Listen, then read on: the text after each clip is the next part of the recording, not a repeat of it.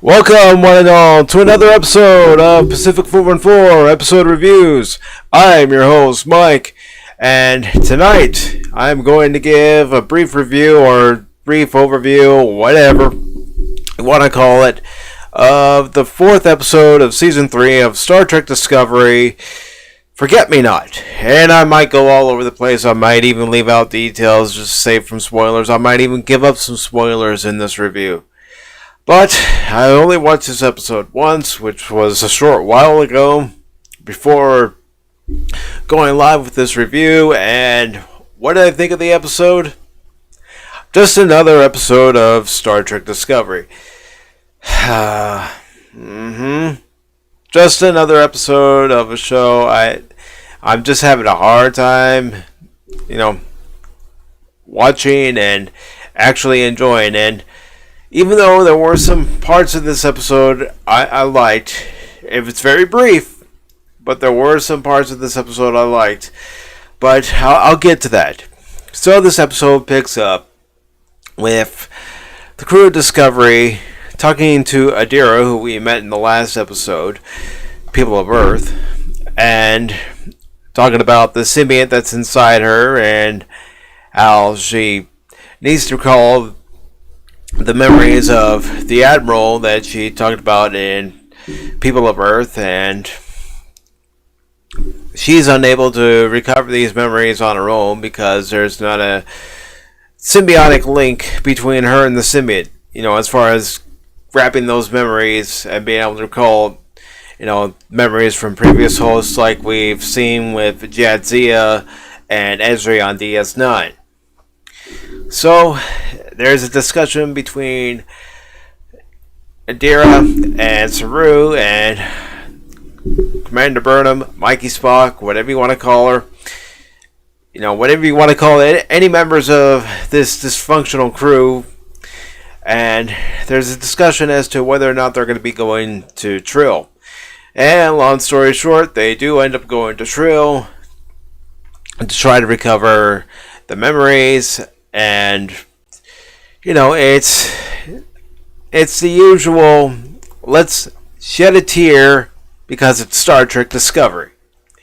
Let's shed a tear each and every episode because this show shouldn't be called Discovery, it should be called Star Trek Emotions.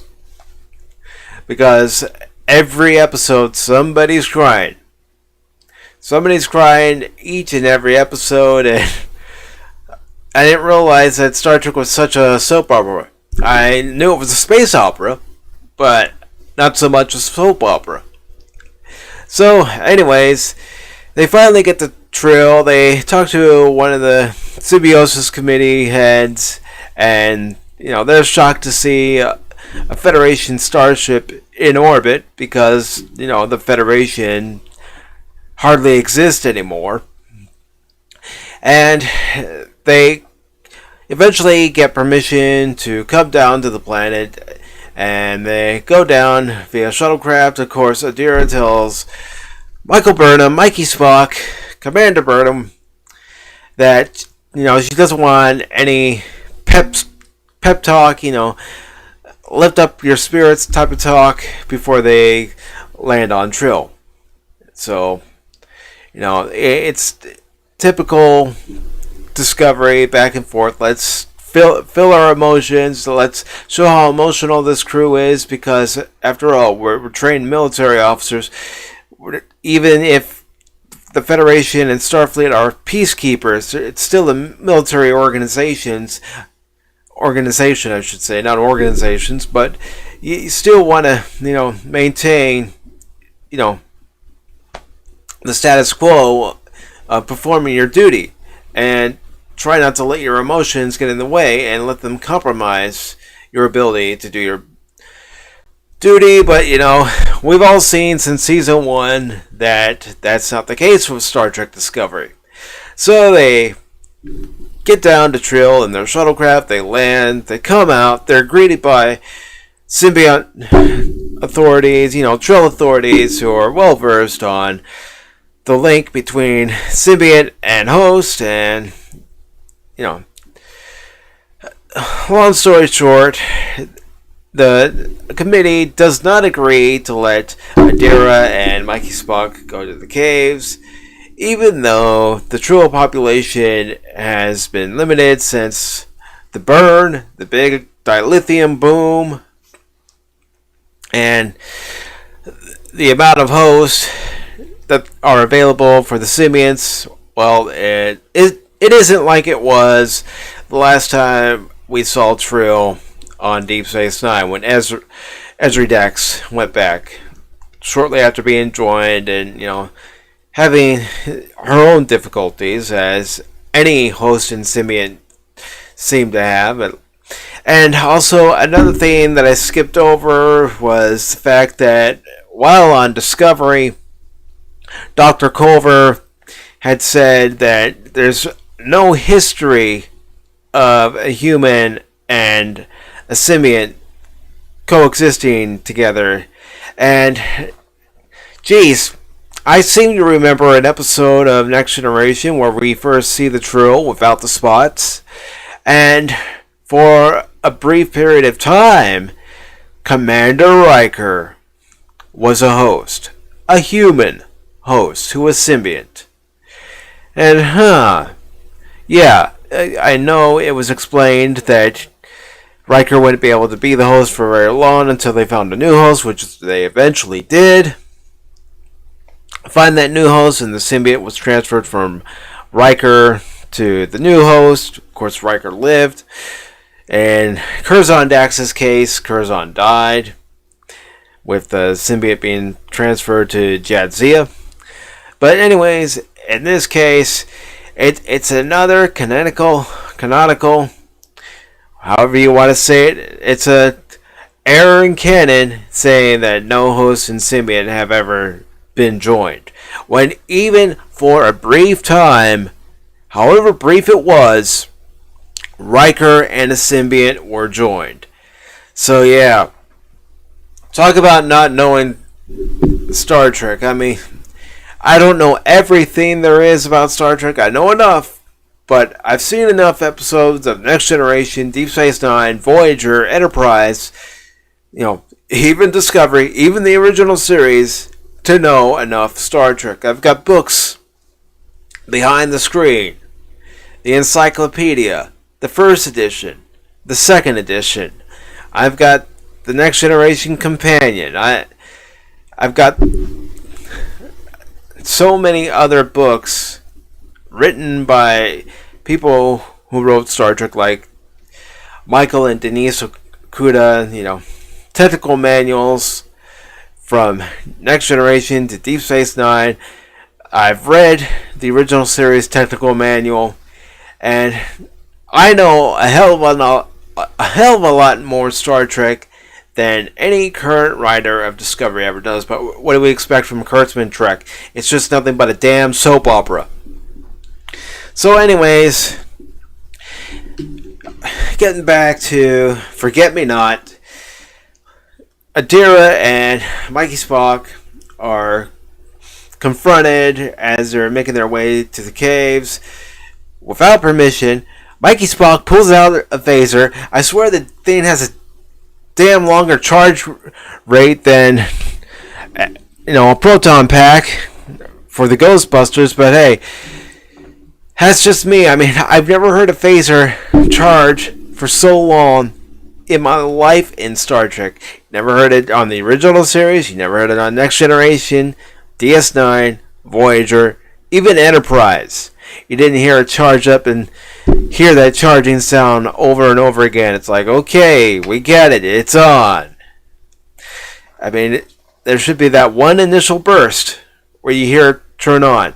And then after that, they should be able to indicate that it's on by it being on stun or kill.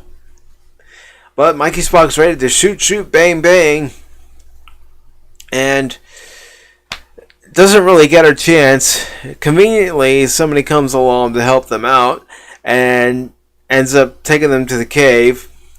So they finally get to the caves, which looked a little bit like the caves that we saw when Jadzia had to return to Trill to commune with one of her previous hosts. And, you know, they're talking about how it's never been done with a human before and how there are procedures.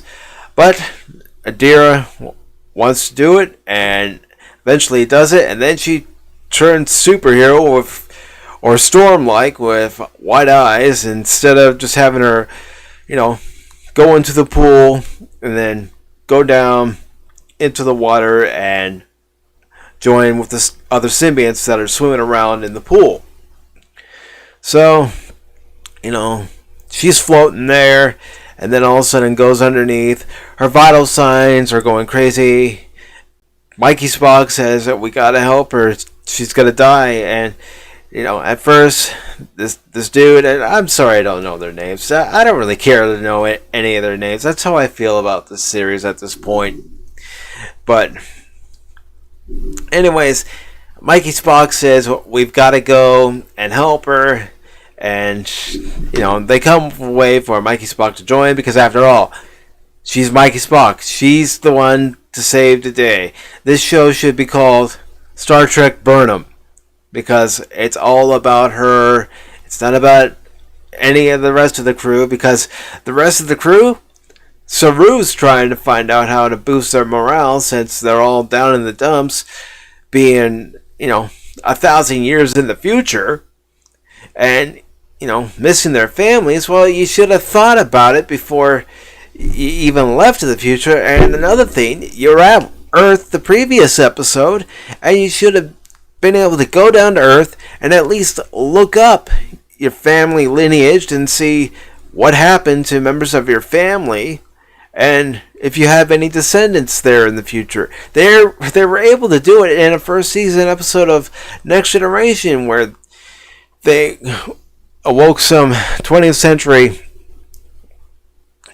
survivors who were in stasis, and in that episode, there's a scene inside the quarters where these 4 or 5 people are. And one of them even asks about her descendants, her son, and they're able to find out by using the Enterprise's main computer who her descendants are, even in the future. So they could have done the same thing there on Discovery, but nah, we're not going to do that. We're not going to do that at all. So, Saru's trying to come up with a way to pep up the crew, get the morale up, and the computer makes a suggestion by using comedy. And Saru also decides that, he's going to have the crew come for dinner. So, it's, the doctor, it's Stamets, it's, the helmsman, the navigator, and of course it's Georgiou. Although I still say that character brings nothing to this series, absolutely nothing to the table. Heck, there's a lot of characters in this show that bring absolutely nothing to the table. Of course, you could probably say that, you're looking at this going, well, you bring nothing to YouTube. I'm trying at least. So, anyways, while Saru's trying to have a family get-together at the dinner table on Discovery, Mikey Spock is down there on Trill, and she decides that it's up to her to save Adina. And, of course it works. Of course they get down there, and it's pretty much this large nervous system. And Adira, I'm sorry I called her Adina before, but Adira doesn't want to, touch the nerves and bring up these memories that her symbiont has. And Mikey Spock says, you gotta do it. You gotta do it for the sake of Discovery. You gotta do it for me. Meanwhile, back on Discovery, it's a dysfunctional dinner on Discovery with Saru and other crewmen, and they, begin to talk, and they start bashing each other. They're doing anything except acting like Starfleet officers. I mean, you're a Starfleet officer. Wearing the uniform is part of the risk. Risk is part of the game. There's a certain captain that said something to that effect. I mean, he said it more than once. He even said it to a new captain of the Enterprise B. Risk is part of that game. You want to wear that uniform? You know? I mean, I don't know. I really don't know how much longer I could watch this bullshit. Because that's what Star Trek Discovery is. It's bullshit. You know, I know last week I said I'm going to try to give it a chance, and I'm still going to try to give it a chance, but it's not making it easy. It's not making it easy to give it a chance, but anyways, back on trail. You know, back on trail. Adira does eventually commune with her previous host, and the previous host accepts her. She's able to gain the knowledge. We even learn about her boyfriend, and that she had made a blanket for her boyfriend, and her boyfriend was a musician, and how her boyfriend was killed at one point. You know, they're in their quarters, the glass breaks, and her boyfriend has a large piece of glass shard impale them, and they're dying. The symbiont has to be transferred. The symbiont's transferred, and you know, she communes just like Jadzia, pretty much communes with all her previous hosts, and you know, has the knowledge. Of course, it's all coming to her. And meanwhile, after the disaster, or what was a dinner for the senior staff, or at least who were there, of Discovery, you know, Stamets comes back, Tilly comes back, and they apologize for words that they had mentioned during the dinner. And, you know, we gotta get in touch with our fifis. We gotta, you know, accept other people's ideas. Oh, well, of course you gotta accept other people's ideas, because previously in the episode, Stamets pretty much looks at Tilly and tells her that her idea to use dark matter for their spore drive, so Stamets isn't hooked up to the damn thing. You know, he doesn't want to hear it. It's like, okay, what self-respecting Starfleet officer, what self-respecting military officer would look at another officer and dismiss other ideas? You gotta be an idiot to dismiss any idea, no matter how far-fetched it may be. Put every idea into consideration, but nope. Not until the end does Tilly and Stamets agree to work on that idea, so Stamets isn't hooked up to the mycelial network each and every time Discovery needs to make its jump. This show, I swear, even trying to recall each and everything, there are a lot of times I just don't want to do it, because this show drives me nuts. Kurtzman run Trek, you know, it drives me absolutely nuts. And it's because it completely ignores canon or puts its own damn twist on it. And, okay, I might be the other one that feels that way. That's up to me. You know, I could watch the show years from now and see things in it that I'm not seeing now. But you know what? For right now, that's how I feel about the show. It absolutely sucks. And the only Trek I care about at this moment are the 10 movies. And I'm talking about the 6 that starred the original series cast, and the 4 that starred the Next Generation cast, and the 5 series prior to Discovery, prior to the debacle that's Picard, and prior to what's laughingly called a comedy, Lower Decks.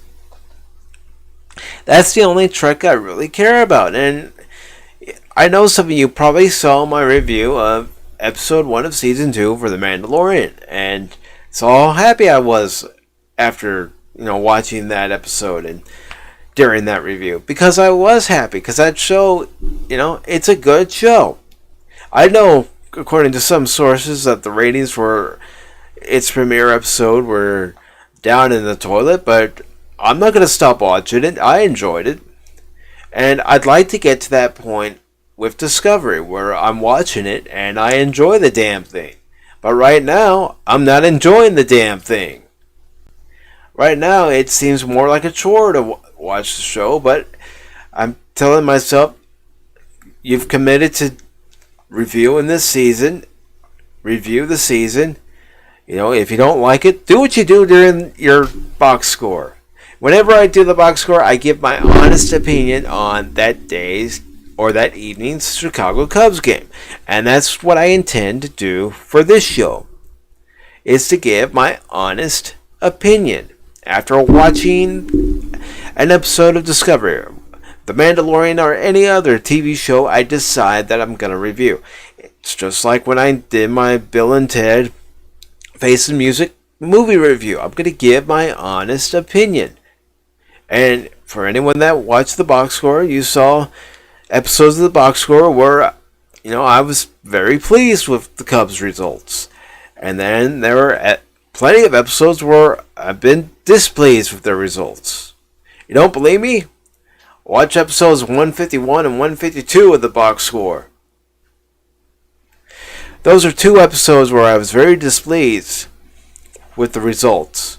While if you watch the episode, I believe it's 138 of the box score, where Alec Mills throws his no-hitter against Milwaukee, I'm very happy with that, because that's the kind of pitching performance I like to see. Not necessarily a guy going out there and throwing a no-hitter, but just having a good day on the mound. And what I want to see from Star Trek Discovery, although the chances of that are currently slim, in my opinion, is I want to see good storytelling, and I want to see well-developed characters. They don't all have to be likable characters, but at least give them a purpose and a meaning for their actions. And it seems like every episode from season 1 up till now, it's Michael Burnham saves the day. It was never that way with previous Trek.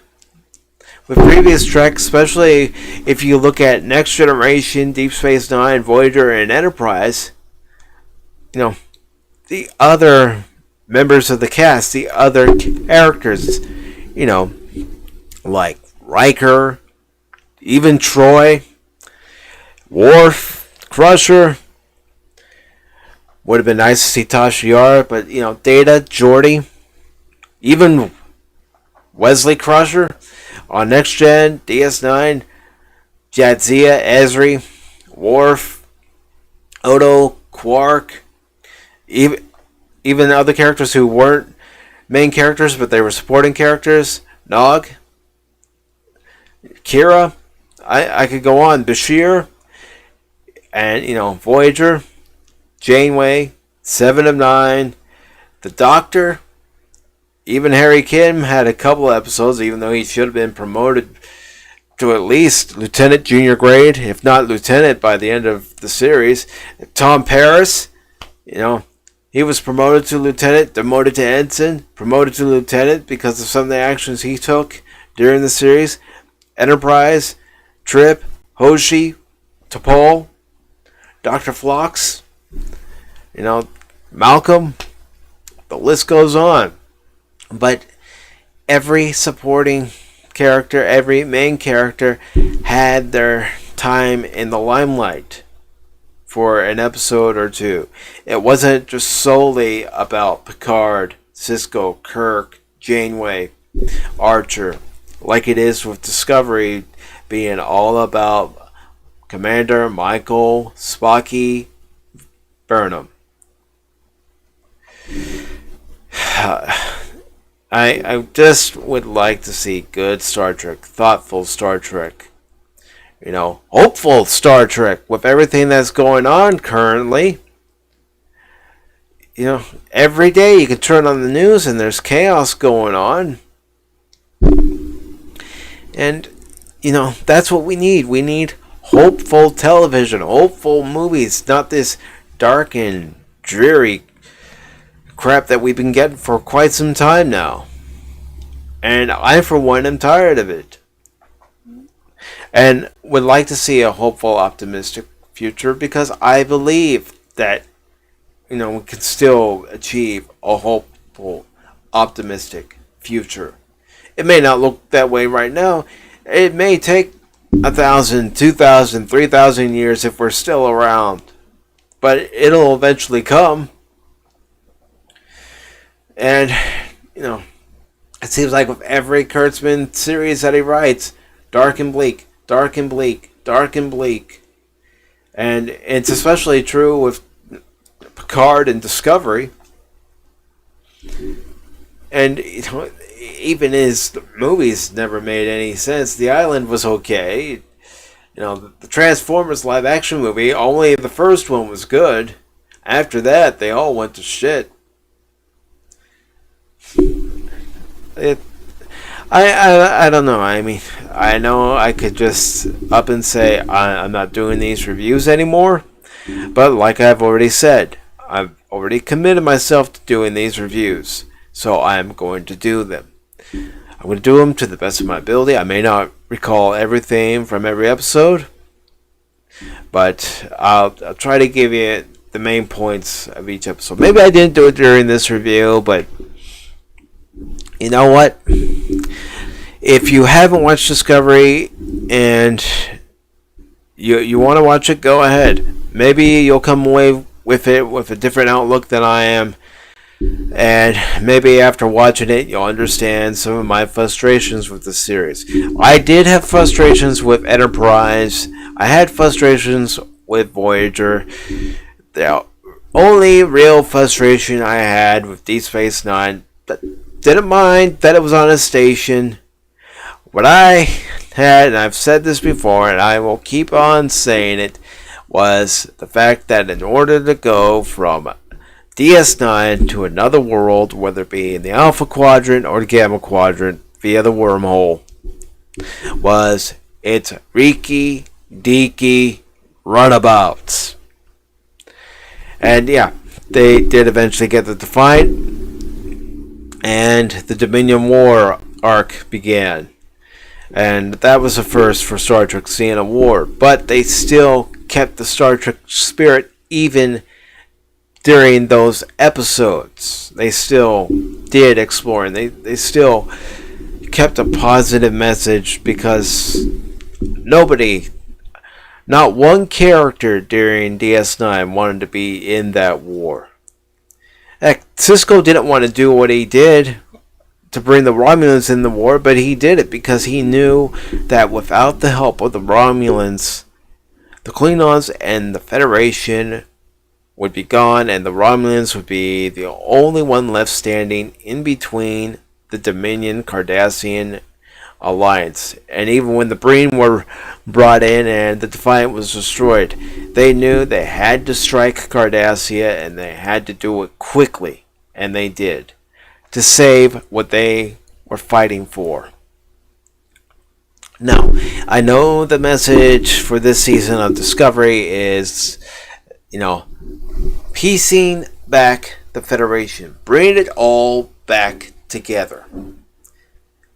Now, do I think it's going to take a season to do it?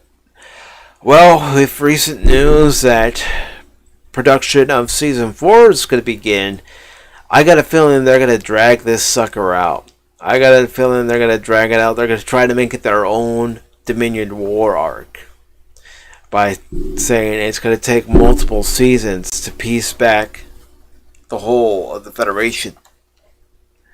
That's what I think they're going to do. I could be wrong, and that's also another reason why I'm going to continue to watch this series until its season finale. So, if you don't like this review, that's fine. Give it a thumbs down. But if you like the review, give it a thumbs up. And you can share it if you want, but this is my opinion. This is my honest opinion after first watching the episode. No, I didn't write anything down. I might start writing things down if the episode is enjoyable, but if it's, par for the course for Discovery, which it has been, then I won't be writing anything down. So, that's all I've got to say about Forget Me Not, Episode 4 of Season 3 of Star Trek Discovery. It was meh. It was a meh episode. And what do I expect? A meh episode from a meh show. This show's a cluster. It's a cluster of let's throw this against the wall and see what sticks. And unfortunately, none of it sticks because they even forget Star Trek's own canon. So, once again, this has been Mike for PACIFIC414 episode reviews.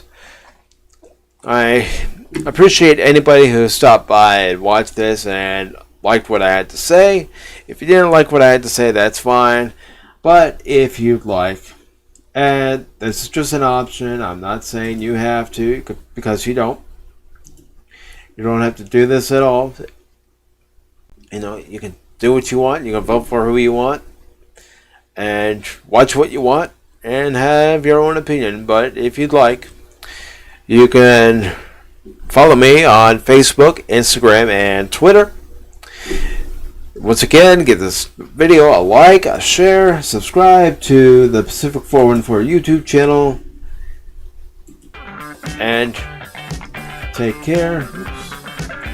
Yeah, I'm a one-man show here. Let me stop that before it goes any further. But if you like what you see here, please give it a subscribe. And if you have any points that you want to bring up about Star Trek Discovery, why you like it, then let's create a dialogue. I want to hear your points, and I'll even give you some more of my points on this show, why I'm not particularly enjoying it right now. And let's create a dialogue. You know, I want to build a community here, but I want to build a community where we can all understand each other's opinions. We don't have to like each other's opinions, but if we can at least respect each other's opinions, you know, that'd be nice. So, like I said, I'm going to go ahead and wrap this one up. Hope you all have yourself a great evening. I will be back tomorrow night at 7 o'clock Eastern for another episode of PACIFIC414 episode reviews, where I will be reviewing episode 2 of The Mandalorian. And at 9 o'clock tomorrow evening on the PACIFIC414 Twitch channel, I will be doing a live stream of Friday Night Frontiers with TKO. And I'll probably be going on a rant there too about Discovery, but who knows what I might be talking about. So tune in, and until then, thanks for watching, and I will see you all later. Take care.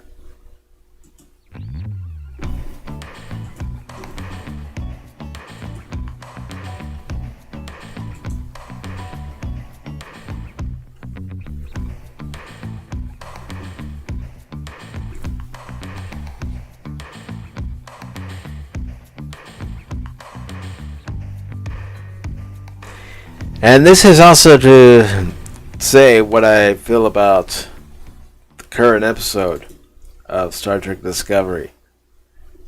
That was done on purpose. Good night, everyone.